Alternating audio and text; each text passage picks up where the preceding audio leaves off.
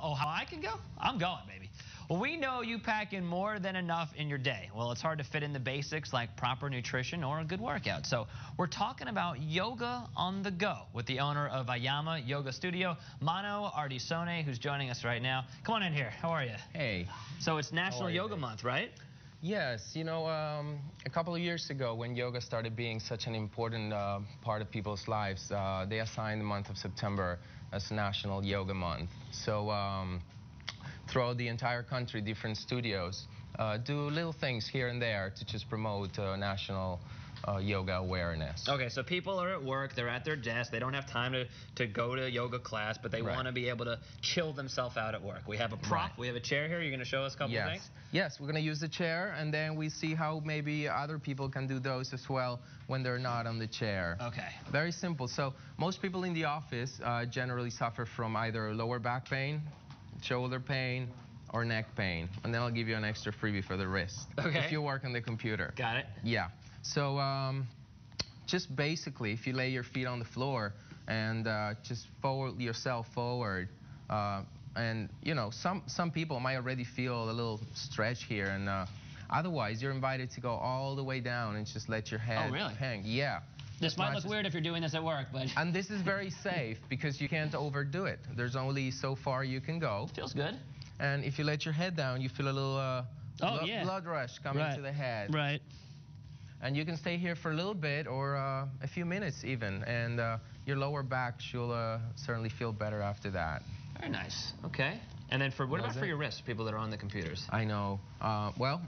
First you have to, you know, the wrists are very fragile in general, so you got to warm them up a little bit. So these little like painting brush sort of motion, it's just very simple to warm them up. And then just basically stretch them in both directions. Okay. You pull them in this way, and especially if you use your mouse with your right hand, you also want to pull your thumb. Very important. Okay.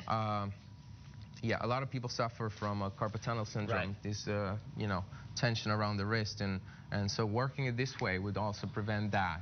So you do both wrists and you do both sides. Well, that's great. And then now we have some mats here. So let's say that people go home and they have a yoga mat on the floor of their house. Are there a couple of good exercises that they can do? Yes, absolutely. Let's say also for the lower back. They come home from long day work and their lower back hurts. Like someone that's stiff, that's not very flexible, they can just soften their knees a little bit and just hang forward like you were doing like on a chair, but they would do on their legs, which would also benefit their legs by being here and just hanging. If someone's more flexible, they can just extend your legs and maybe you'll get a little bit of a deeper stretch.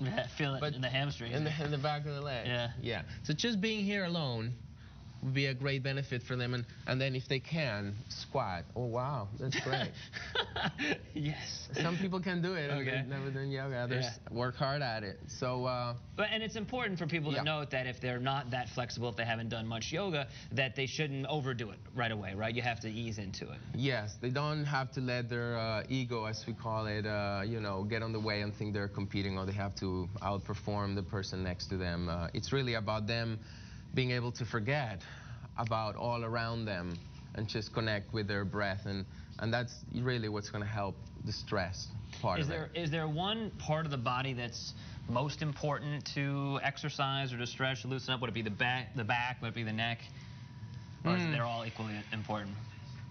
I would say you want to have healthy knees. Oh, okay. You know, one of the main problems as people age, the main complaints structurally speaking is generally the knees. You know, we put a lot of weight, we exercise, all these things create, you know, pressure and tension over the years, and when we get old.